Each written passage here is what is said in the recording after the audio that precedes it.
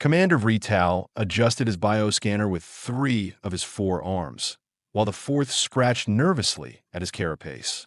20 cycles of deep space reconnaissance had prepared him for many things, but certainly not this. The blue-green marble spinning lazily below his observation deck looked, well, frankly, it looked like someone had taken a perfectly good planet and decided to give it the worst makeover in galactic history. By the 7 moons of Zephyria, he muttered, his mandibles clicking with what could only be described as cosmic disappointment. Command wasn't kidding when they said this place was having issues. The planet Earth, according to his files, had once been a thriving world. Now it looked like nature had thrown a tantrum and forgotten to clean up afterward. Massive storms swirled across continents that seemed to be covered in more dust than vegetation. The polar ice caps had apparently decided to take a permanent vacation, leaving behind oceans that glowed with an unsettling shade of amber.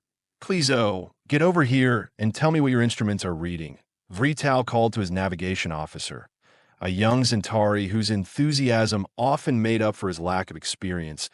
Klee'zo bounced over on his 6 legs, his elongated skull bobbing with excitement.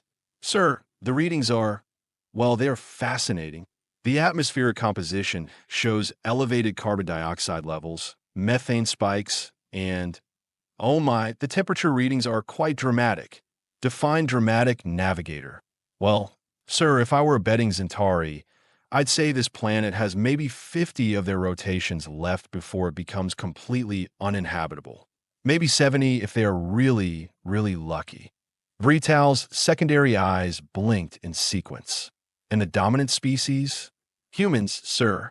Bipedal, single-hearted creatures with an unusual attachment to fossil fuels and an even more unusual talent for ignoring obvious warning signs." Klee'zo paused, consulting his datapad.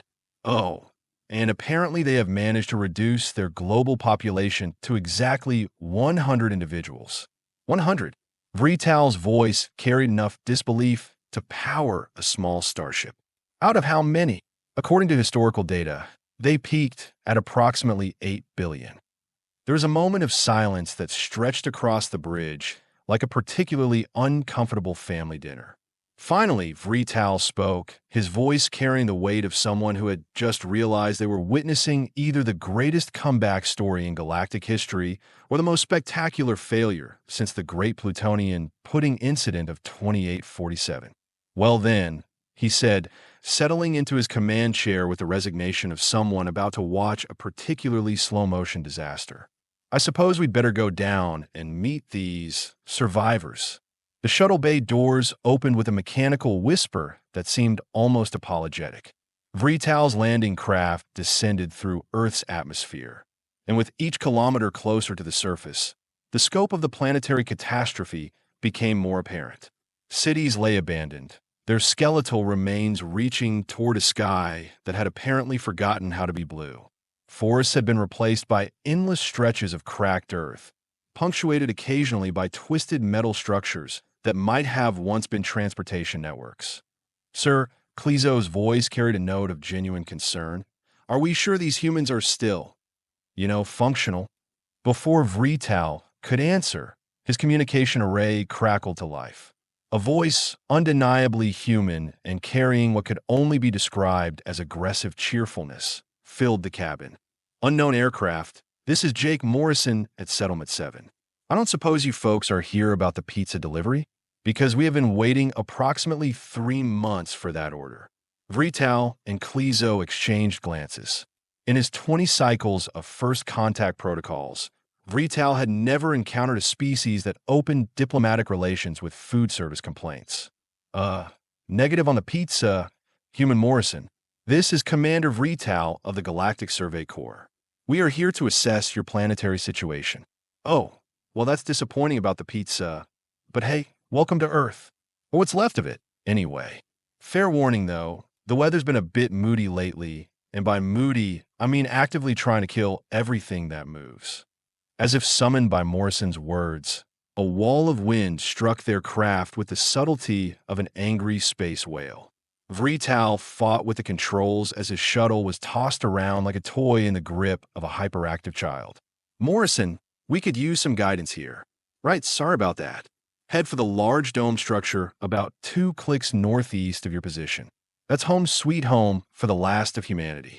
Try not to crash. We are running low on spare parts for, well, everything really.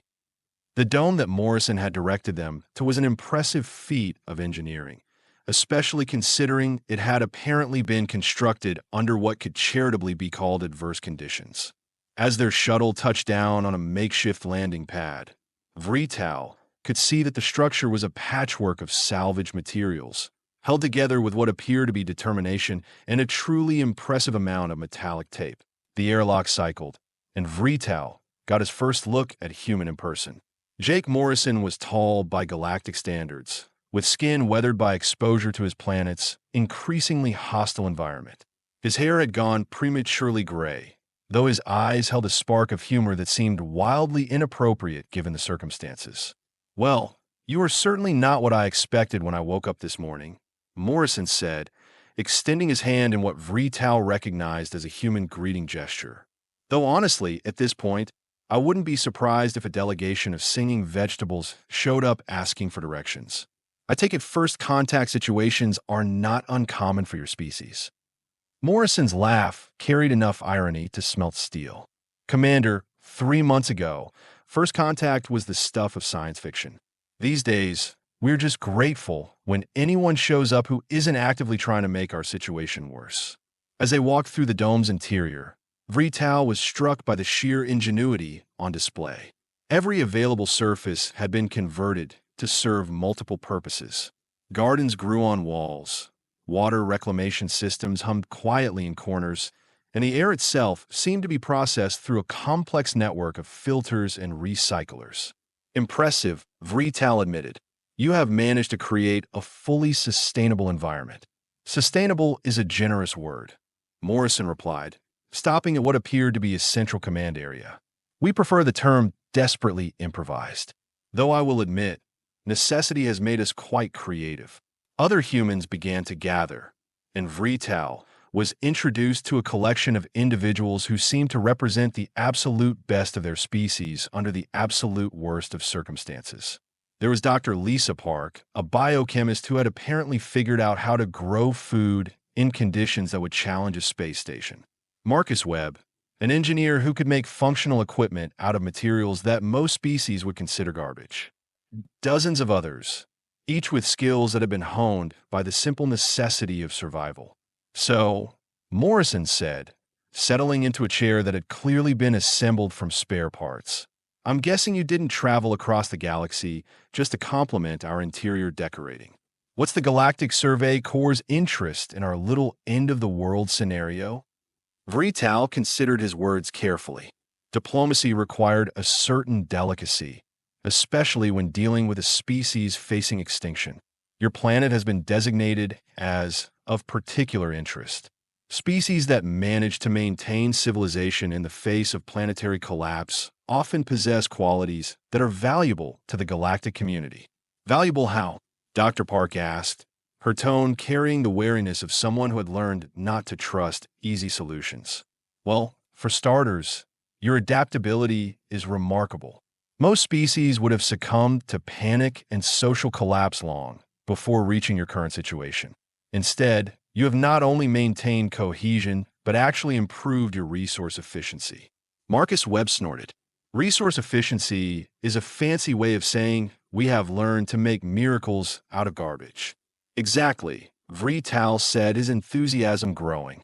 "That kind of innovation under pressure is extraordinarily rare.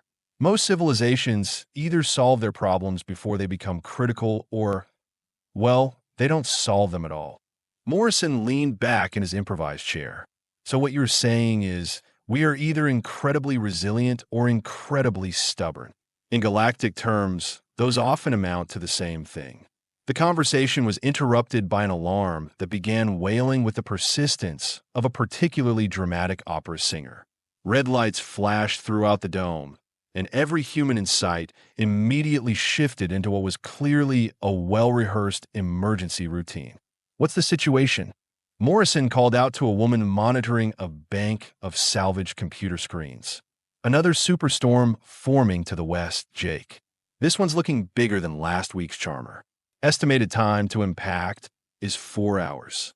Vrix'tal watched with fascination as the humans transformed from a casual gathering to a coordinated response team.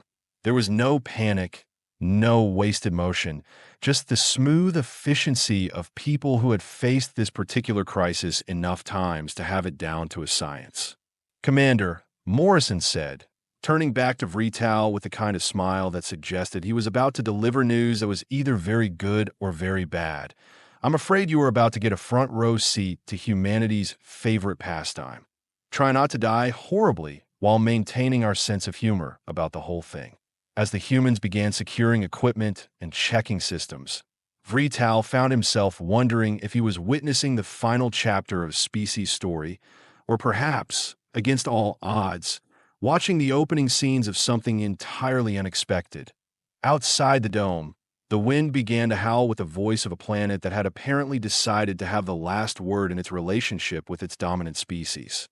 Inside, 100 humans prepared to face another day of proving that sometimes, just sometimes, stubbornness and ingenuity were enough to flip the universe, a particularly defiant gesture. Vrix'tal settled in to observe what happened next, suspecting that his mission reports were going to be far more interesting than Command had anticipated. The storm arrived with the theatrical flair of a cosmic temper tantrum. Vrix'tal pressed his face against the reinforced observation panel, watching as winds that could have relocated small moons began reshaping the landscape outside. Debris that had once been buildings flew past the dome like angry metallic birds, while the sky had taken on the color of old blood mixed with industrial solvent. Beautiful, isn't it? Jake Morrison appeared beside him, carrying a steaming cup of what smelled like recycled coffee mixed with optimism. Mother Nature's way of reminding us that she's still got a few tricks up her sleeve. Your planet is actively attempting to kill you, Vrix'tal observed, his 4 eyes tracking a piece of machinery that was currently achieving unauthorized flight status. Oh, she's been trying for months now. The trick is not taking it personally. Morrison took a sip of his questionable beverage and winced slightly. Though I will admit, her persistence is starting to feel a bit vindictive. The dome shuddered as another gust hammered against its structure. Emergency lights flickered throughout the settlement, casting shifting shadows that made the already surreal situation feel positively otherworldly. Yet the humans continued their work with the kind of calm efficiency that suggested this was merely Tuesday. Doctor Park approached them, tablet in hand and expression focused. Jake, we have got a problem with the eastern support struts. The stress readings are approaching critical thresholds. How critical are we talking? Scale of 1 to we are all about to become very flat pancakes. Approximately 7.5 pancakes, with a margin of error that I'd rather not calculate right now. Morrison nodded as if this was the most reasonable thing he'd heard all day. Marcus is already on it, I assume. He's out there now with a repair team. Though I should mention that visibility is approximately 0, the wind speed could relocate a small building, and the temperature has dropped enough to freeze liquid nitrogen. So, standard repair conditions then. Vrix'tal stared at the exchange with the fascination of someone watching a particularly elaborate form of controlled insanity. You are allowing your people to go outside in these conditions? Morrison's expression grew more serious. Commander, we learned a long time ago that sometimes the difference between survival and extinction is measured in degrees of acceptable risk. Those struts fail, and this dome becomes a very expensive piece of modern art. Through the communication system, Marcus Webb's voice crackled with static and determination. Jake, I'm seeing stress fractures in the primary support matrix. We can patch them, but it's going to require some creative engineering. Define creative, Marcus. The kind that involves welding in hurricane force winds while standing on a platform that's swaying like a ship in a cosmic storm. So, Tuesday afternoon stuff. Vrix'tal watched through the dome's external cameras as tiny figures moved across the structure's exterior like determined ants working on a project that physics insisted was impossible. The humans had rig lighting systems that cut through the storm's fury, creating small islands of visibility in an ocean of chaos. Klee'zo, Vrix'tal called to his navigator, who had been quietly documenting everything with the enthusiasm of someone witnessing history in the making. "Are you getting readings on their structural integrity?" "Yes, sir, and, well, it's remarkable. The dome's design shouldn't be able to withstand these conditions, but they have created a resonance dampening system using salvage materials that's actually more effective than our standard construction protocols." Dr. Park overheard and smiled with the pride of someone whose impossible idea had somehow worked. "We call it the Murphy's Law principle. If something can go wrong, it will, so we design everything to fail in useful ways." Fail in useful ways. Vrix'tal's mandibles clicked with confusion. When a system breaks down, it should break down in a manner that either helps other systems or at least doesn't make the situation worse. Every failure becomes a feature. The logic was so twisted it actually made sense, which Vrix'tal suspected said something profound about either human ingenuity or his own understanding of engineering principles. The storm raged for 6 hours. 6 hours during which the last 100 humans on Earth proved that stubbornness, when properly applied, could apparently violate several laws of physics. The dome not only survived, but actually seemed to grow stronger as the humans continuously adapted and improved their systems in real time. When the winds finally began to subside, Marcus Webb and his repair team returned looking like they'd been personally wrestling with the weather gods and had somehow convinced them to call a draw. "Well," Marcus announced, pulling off his helmet and shaking debris from his hair, "the good news is that our structural integrity is now approximately 200% better than it was this morning." "And the bad news?" Morrison asked. "We used up the last of our high-grade welding material. 3 of our backup power cells died. And I'm pretty sure I saw something in the storm that looked suspiciously like the remains of the old Johnson Space Center flying past at about 200 kilometers per hour." Morrison nodded thoughtfully. "So, standard storm damage then." It was at this moment that Vrix'tal began to understand something that would fundamentally change his perspective on the human species. These weren't just survivors clinging to existence. These were innovators who had turned catastrophe into a laboratory for advancement.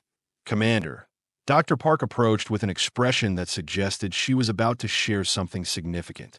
"We have been monitoring your ship's energy signatures, and we have noticed something interesting." "Oh, your propulsion system appears to be based on quantum field manipulation, correct?" Vrix'tal's secondary eyes narrowed with suspicion. "That information is classified under Galactic Survey Corps regulations." "Relax. We are not planning to steal your technology. We are planning to improve it." The casual way she delivered this statement was roughly equivalent to someone mentioning they decided to casually redesign the laws of thermodynamics over lunch. "I'm sorry, did you just say improve?" Dr. Park gestured toward a section of the dome where several humans were working with equipment that looked like it had been assembled from spare parts in pure determination. "We have been experimenting with localized field generation using materials we have salvaged from our various technological ruins. The energy requirements are significantly lower than what your ship appears to be using." Klee'zo practically bounced with excitement. "Sir, if they have actually achieved more efficient field manipulation, this could revolutionize galactic transportation." Morrison joined the conversation with the air of someone about to deliver either very good news or very bad news. "There's something else, Commander. Something we probably should have mentioned earlier." "I'm listening." "We are not exactly the last 100 humans by accident. We were selected." Vrix'tal felt a chill that had nothing to do with Earth's compromised climate. "Selected by whom?" "By ourselves, actually. When it became clear that the planet was beyond saving, we made a choice. Instead of trying to save everyone, which was impossible, we chose to save the best possibility for humanity's future." Dr. Park continued the explanation. "Every person in this dome represents a specific skill set or knowledge base that we determined would be essential for either planetary restoration or species continuation. We are not just survivors, Commander. We are a carefully curated seed bank of human potential." The implications hit Vrix'tal like a cargo transport at full velocity.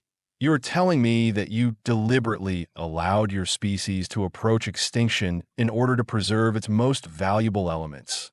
We are telling you, Morrison said with a smile that carried both sadness and determination, that sometimes the hardest choice is also the right choice. And sometimes, if you're very lucky and very stubborn, the right choice turns out to be the beginning of something entirely new. Through the dome's communication array, alerts began sounding from monitoring stations around the globe. But these weren't the emergency warnings they'd grown accustomed to. These were different. Jake, the voice of Dr. Amy Chun, crackled through from the weather monitoring station. You need to see this. The atmospheric readings are, well, they're changing. Changing how? The carbon dioxide levels are dropping. Not slowly, not gradually. They're dropping at a rate that should be impossible. Morrison and Dr. Park exchanged glances that carried a weight of possibility that Vrix'tal was only beginning to understand. Commander, Morrison said, turning to face the alien visitor, how would you like to witness the first successful planetary restoration in galactic history? As if in response to his words, the dome's external cameras picked up something that none of them had seen in months. Through the clearing storm clouds, patches of blue sky were becoming visible. Not the sickly yellow-brown that had dominated Earth's atmosphere for so long, but actual blue. And in the distance, impossibly, something that looked suspiciously like green vegetation was beginning to emerge from the scarred landscape. Vrix'tal realized that his mission to assess a dying world had just become something entirely different. He was no longer documenting the end of a species. He was witnessing what might be the most remarkable comeback in the history of inhabited planets. The last 100 humans hadn't just survived their world's death. They had apparently figured out how to resurrect it. And judging by the expressions on their faces, they were just getting started. Well, Commander, Morrison said, raising his questionable coffee in what appeared to be a toast. Welcome to Earth. Population, 100 and counting. Would you like to stay for the restoration? Because I have a feeling it's going to be quite a show. Outside, the first drops of what looked suspiciously like actual rain began to fall. The drops multiplied, becoming a steady precipitation that carried none of the acidic bite that had characterized Earth's weather for the past year. Vrix'tal watched through the observation panel as the liquid struck the ground and actually seemed to encourage growth rather than dissolve whatever it touched. How? The question escaped his mandibles before he could stop it. How is this possible?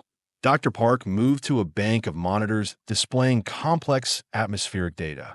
Commander, what do you know about symbiotic terraforming? The theoretical process of using biological agents to modify planetary conditions? It's considered impossible on any meaningful scale. Theoretical being the operative term, Morrison interjected.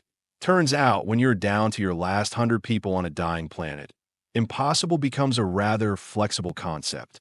Dr. Amy Chun approached their group, her face carrying the expression of someone who had just witnessed something that contradicted several fundamental laws of planetary science. The readings are accelerating. We are seeing atmospheric improvements that should take decades happening in real time. Vrix'tal's scientific training warred with the evidence before his eyes. You are telling me that 100 humans have managed to reverse planetary climate collapse in a matter of months? Not exactly, Dr. Park replied, her fingers dancing across control interfaces. We have been working on this for 3 years. The visible results are just now becoming apparent. She gestured toward a section of the dome that Vrix'tal had initially dismissed as another improvised living space. Now he could see it was something far more sophisticated. Banks of cultivation chambers lined the walls, each containing what appeared to be various forms of plant life, but modified in ways that suggested extensive genetic manipulation. We call them atmosphere processors, Dr. Park continued. Hybrid organisms that can survive in our current atmospheric conditions while actively converting excess carbon dioxide and methane into oxygen and more complex organic compounds. Marcus Webb joined the explanation, wiping grease from his hands with the satisfaction of someone whose impossible engineering project had just proven itself functional. The tricky part wasn't creating the organisms. It was figuring out how to distribute them globally without any functioning transportation infrastructure. How did you solve that problem? Klee'zo asked, his scientific curiosity overriding diplomatic protocol. That Morrison's grin carried the particular satisfaction of someone who had just pulled off the most elaborate practical joke in planetary history. Weather balloons. Turns out, those same storms that have been trying to kill us for months make excellent delivery systems when properly utilized. The elegant simplicity of it struck Vrix'tal like a revelation.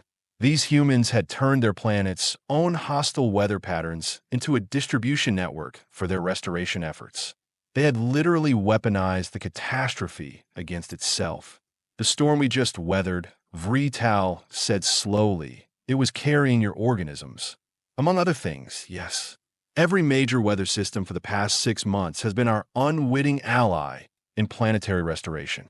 Dr. Chun pulled up a global atmospheric map that showed green indicators spreading across continents like a slow-motion explosion of hope. The coverage is now at approximately 60% of the planet's surface. At current expansion rates, we should have complete atmospheric stabilization within 90 days. Vrix'tal stared at the display, his 4 eyes trying to process information that challenged everything he understood about planetary rehabilitation. Your species was reduced to 100 individuals, your planet was dying, and your response was to develop and deploy a global terraforming solution using salvage materials and storm systems. When you put it like that, it does sound rather ambitious, Morrison admitted, though I should mention that we had considerable motivation to succeed. The communication array crackled to life with reports from monitoring stations around the globe. Each transmission brought news of atmospheric improvements, temperature stabilization, and a return of precipitation patterns that hadn't been seen in over a year. Commander, Dr. Park approached with a data tablet. There's something else we need to discuss. Something about why we were really selected as the final 100. Vrix'tal's attention sharpened. There had been implications throughout the day that there was more to this story than simple survival against impossible odds. We weren't chosen randomly from the remaining population, Dr. Park continued. We were selected based on a very specific criterion.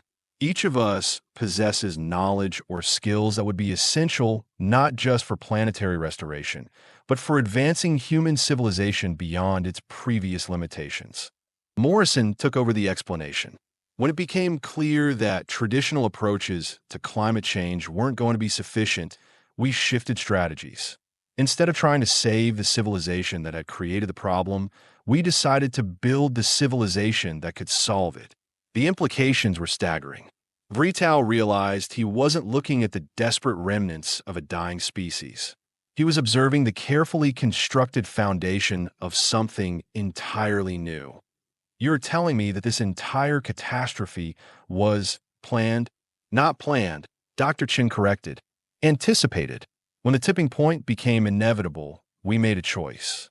We could watch 8 billion people struggle and fail, or we could ensure that the knowledge and capability to rebuild would survive. Marcus Webb approached carrying a device that looked suspiciously advanced for something constructed from salvage materials. Commander, we have been monitoring your ship systems. We'd like to propose an exchange of information. What sort of exchange? Your faster-than-light communication technology for our atmospheric restoration techniques. We think both of our civilizations could benefit from combining our respective innovations. Vrix'tal felt the conversation shift into territory that would require consultation with Galactic Command. These humans weren't just survivors seeking rescue. They were offering technological partnership with capabilities that could revolutionize planetary management across the galaxy. There's more, Morrison said, as if reading Vrix'tal's thoughts. Our atmosphere processors aren't just restoration tools. With minor modifications, they could be adapted to terraform previously uninhabitable worlds.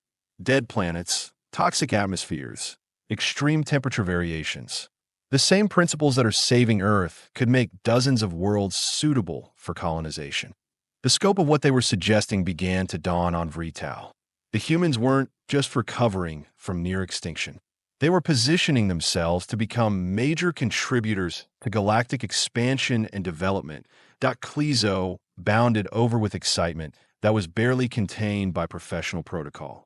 Sir, if their technology is as effective as they claim, this could solve the habitability crisis that's been limiting galactic expansion for centuries. Through the dome's observation panels, the evidence continued to accumulate. The sky was now predominantly blue, with only occasional patches of the sickly coloration that had dominated for so long. In the distance, patches of green were becoming visible across the landscape, spreading with a speed that suggested the restoration process was accelerating exponentially. How long, Vrix'tal asked, before Earth is fully habitable again? Dr. Park consulted her instruments with the confidence of someone whose calculations had been proving accurate for months. At current rates, we estimate complete atmospheric normalization within 3 months. Full ecological restoration, including the return of complex ecosystems, should take approximately 2 years. And your population? Morrison's expression grew more serious. That's the next phase. We have genetic samples and reproductive capabilities to restore human population to sustainable levels. But we're not interested in simply rebuilding what existed before. What do you mean? We mean, Dr. Chun interjected, that we are building a civilization that won't make the same mistakes twice. Every child born in a new world will grow up understanding planetary stewardship as a fundamental responsibility rather than an optional consideration. The rain outside had intensified, but it carried with it the scent of growing things rather than the harsh chemical odors that had accompanied precipitation for so long. Through the atmospheric monitoring systems, they could observe the planet's vital signs, stabilizing with each passing hour. That Vrix'tal found himself facing a decision that would affect not just his mission report, but potentially the relationship between humanity and the broader galactic community. Commander, Morrison said, seeming to sense the weight of the moment, we are not asking for rescue. We are offering partnership. The question is whether the galaxy is ready for what humanity is becoming. As if in response to his words, alerts began sounding from Vrix'tal's ship, indicating that his communication array was receiving priority transmissions from Galactic Command. The reports of Earth's situation had apparently reached the attention of higher authorities. But as Vrix'tal looked around at the impossible achievement surrounding him, at 100 humans who had turned planetary death into planetary rebirth, he suspected that the galaxy was about to discover that humanity's story was far from over. In fact, it was just beginning.